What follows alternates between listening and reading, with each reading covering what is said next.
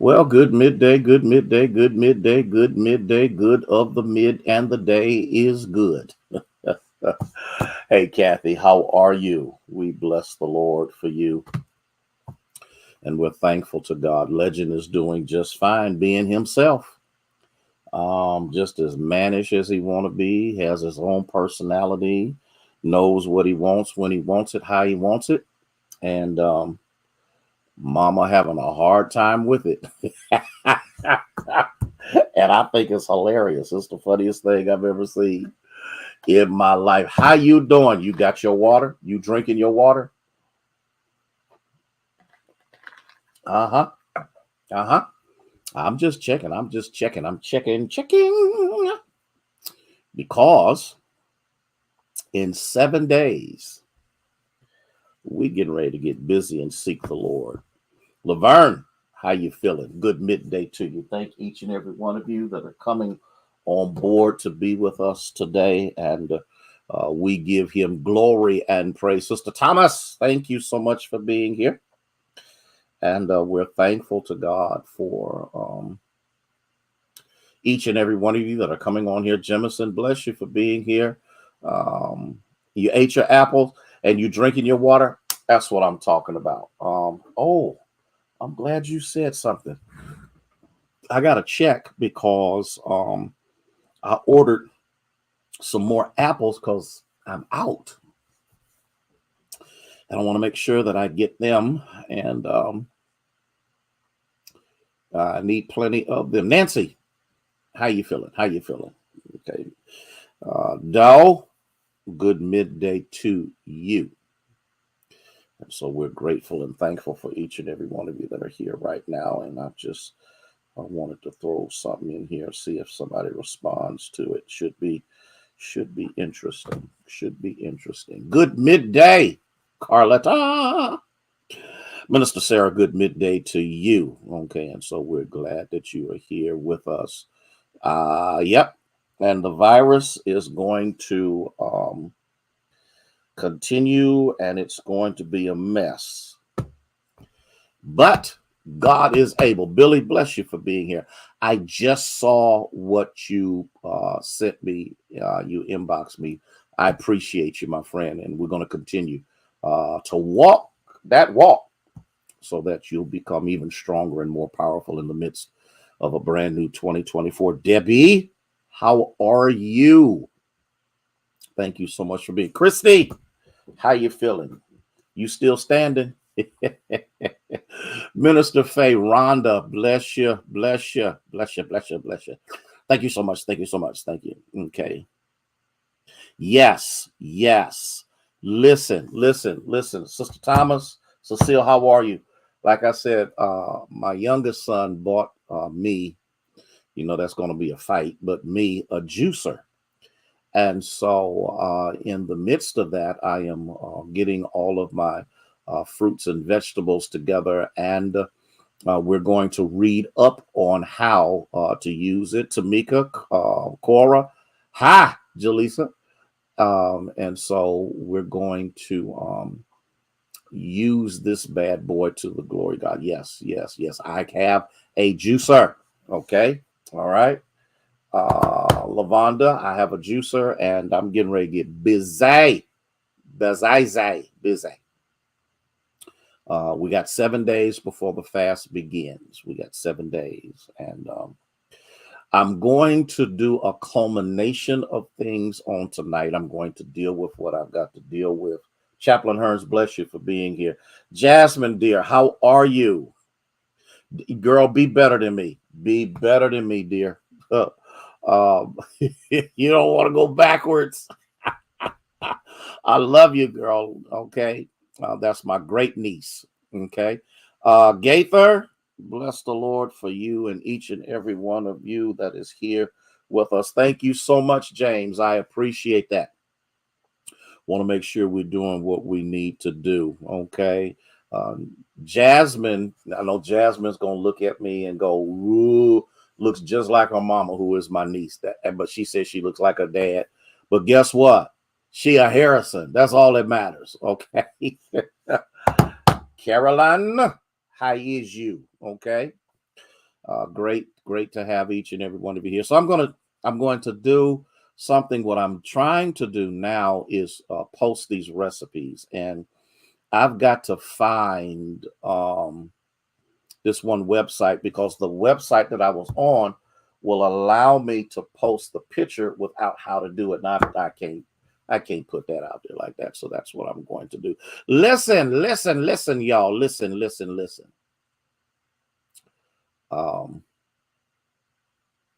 Adoration, contrition, thanksgiving, commitment, meditation, intercession, supplication, and dedication. Sabrina, how are you, Sabrina? Okay. Sandra, how you feeling? How you coming along? I got a question for you. How you walking? How you walking? I want to know. I want to know. Okay. It's an amazing thing that God is doing. It's an amazing thing. Your daughter gave you a juicer 2 years ago. You need to get busy. You need to get busy. You need to get busy. You need to put that juicer to work. Getting ready to do it. I have a bullet. I have the big one. Okay. See, Sandra, you getting ready to make me holler. No limp. Her limp is gone from the day the Lord healed her.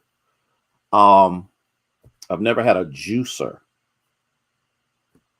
So we're going to get big, because there's a difference between the two. There's a major difference between the two. Cora, you better be feeling better, girl. My knee bad now. Going before the Lord on your behalf on my knees. You know I have to say something smart. You know that. You know that. Okay. Pamela, how you doing, dear? It was good seeing your sister and them with us on Sunday. So grateful. Physical therapy. Isn't that a wonder to your soul? I remember those days. Let me talk about something. Energy, efficiency, and effectiveness. As we continue to grow and to become what God would have us to be through prayer, we should have energy, efficiency, and effectiveness. Then we ought to understand the whenever, wherever, whatever, okay, when it comes down to prayer. When it comes down to prayer. 1 Thessalonians 5:17, pray without ceasing. That means you must be in prayer all the time. Remember, I gave you this illustration. I'm going to read it. Out of 1,680 hours in a week, we average 56 hours of sleep. Sherry, how you feeling? Praying that you and Daryl doing better. Good to have you here with us, Minister Marcia. And then we do about 15 hours of sleep. And in the midst of that, we end up with 1,000, and I don't have the other page. We end up with 1,000, and that's not right. But I need to get that straightened out before I put that out there. Elder Clay, how are you? And so what do you do with that 1,100 hours of unpraying time? I remember what the amount was, 1,100, a little less than 1,200. What do you do with that? How do you live with that? How is that functional?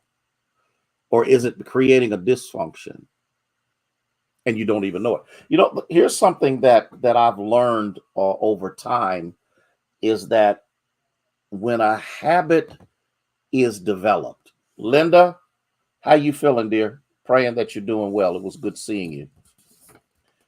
When a habit is developed,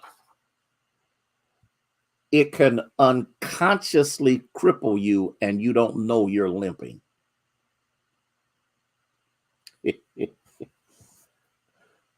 I'll give you a perfect example. I have a habit of getting in my car, getting on the expressway, and coming to Youngstown. It's a habit. It's an unconscious habit because, for the most part, that's the direction that I go in. But sometimes, because the habit is so prevalent, Thea, bless you for being here, and it's so redundant and it's repetitive, that I actually may have someplace else to go and unconsciously head toward Youngstown. That's the way it is with many things and situations in our lives, Erica, that we do things, Barbara, bless you, and we don't even know we're doing them. And much of what we do is detrimental. And many situations that are happening in our lives are happening at our own hand, and we don't even know it. Yes, 116 hours. Listen to what I'm saying. LMA, dear, how are you? If I'm going to change, I've got to recognize, first of all, the necessity of it. Carol, how you doing, dear? Change for the sake of change means nothing. Change for a purpose means everything. Barb, how you doing, dear? Listen to what I'm saying. Listen to what I'm saying.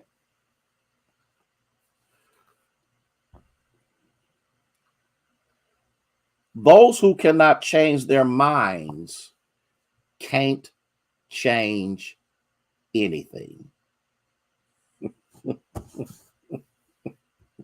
Why is it that New Year's Eve, and you notice, if I don't know if you noticed this or not, but fewer and fewer people are making New Year's Eve resolutions?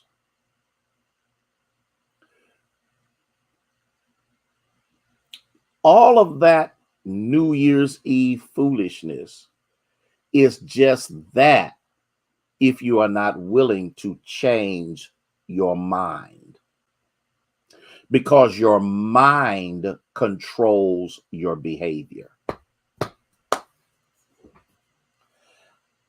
I have to realize that in order for me to live a transformative life, what do I mean by that? A life that is filled with power.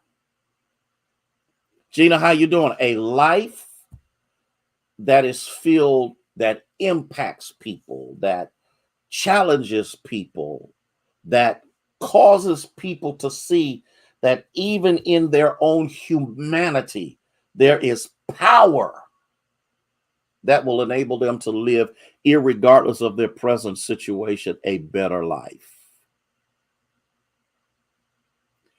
The mind, if you can't change your mind, you can't change anything. Because everything you do is first seated in your mind. Let this mind be in you that was also in Christ. Listen. I hope you're catching this. If I want to stop drinking, drinking doesn't stop by putting the bottle down. Drinking stops when my mind says you don't need to drink. Smoking does not stop until your mind says you don't need to smoke. Getting high, and I am not in any way, shape, form, or fashion negating different kinds of things to help you, but in the midst of this, in these substance and these patches and different things, out of all that you do, the change still has to happen in your mind. I will never stop hating people until I change my mind about hating them. I will never start loving people until I change my mind about loving them. I will never, ever, ever, ever, ever, ever be satisfied until I've learned how to be content. Paul says, whatever condition I find myself in, I've learned to be content. I have to change my mind.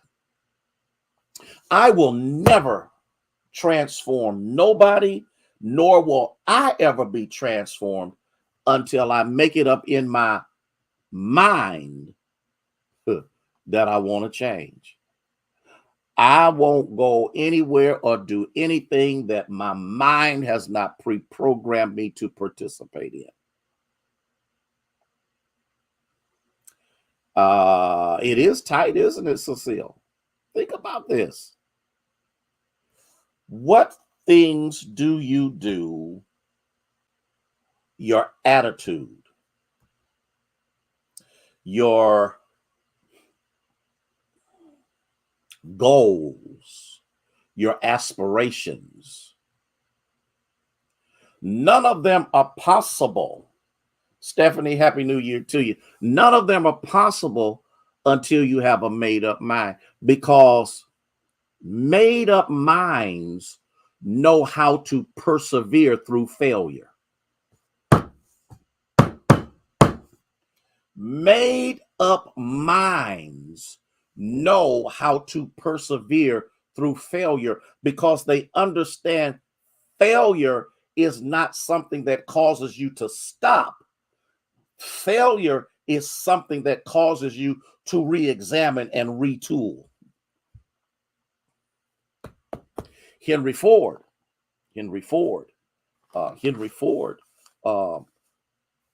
Oh, now I got it right. You're right, Cora. 168 hours in a week, 56 hours of sleep. We do about 6 hours of prayer. We got 116 hours where God ain't even involved in our lives because we're too busy running it ourselves. I found it. Thank you so much, Cora, for letting me know that.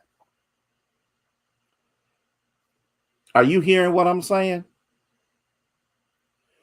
Too many of us have been persuaded in our minds that failure means I'll be a failure. But out of everything that I have failed in, it causes me to re-examine myself to see if the Lord has told me that it shall come to pass, it shall come to pass. But I may have to retool, re-examine.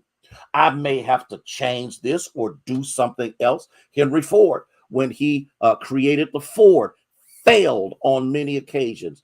Edison failed on many occasions in putting together the light bulb. But eventually, because they knew that they could do what they believed they could do, they did not abandon what they were doing. They retooled, they re-examined, they shifted, they moved, they did different things. And the next thing you know, the goal that was nothing more than a notion became a reality. Teach, Pastor. I know, and I know somebody gonna say, "Oh, he being real arrogant." I know I'm teaching right now. I know I am, because in order for the mind to be in you that's also in Christ Jesus, you got to quit allowing other things to influence your mind.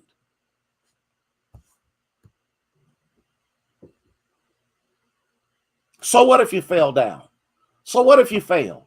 So what if you did so? So what? Remember that your greatest learning process is failure.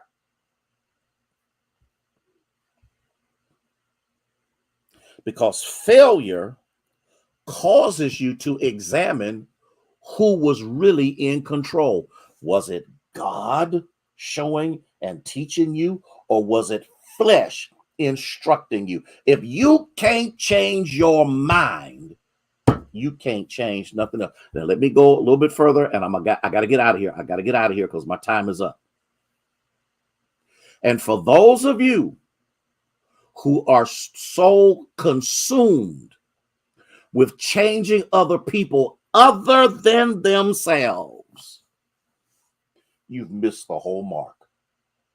You always find what's wrong with somebody else or talk about how this isn't, and they ain't this and they ain't that. You have to, first of all, look in the mirror of your own reality and say to yourself, is where I am of God or not of God? And if it is not of God, then I need God to help me change my mind. And when he helps me to change my mind, it changes, Ayana, my actions. It changes my interactions. It changes my outlook. It changes my perspective. It causes me to live a completely and totally different kind of life than what I'm living now. Listen, I got to go. I'll see y'all tonight at 6:30. I'm going to continue. Okay. And see, Barbara, many of us don't even know. See, the first sign of liberation is the fact that you recognize your own shortcomings. But there are so many of us that look at the shortcomings of everybody else. We don't have time to look at ourselves because now we have projected ourselves as being perfect. And none of us are perfect. For all of us have sinned and come short of the glory of God. Yeah, and I'm gonna let y'all know something. In 2024, there's some stuff I just ain't being bothered with. There's some things I'm no longer going to allow to influence me or to get on my nerves or to take me off the path that God has given me. Listen, I'll see y'all at 6:30 p.m. tonight because I got a question for you. I ain't going to tell you what it is right now. It's out there. I'll see you at 6:30. Love you with the love of Jesus, who is the Christ. This is the year of liberation. I wish I had. This is the year of this is the year that the bonds and the shackles of Satan have got to come off. I'll see y'all in a few hours. May God bless you. May he keep you is our prayer.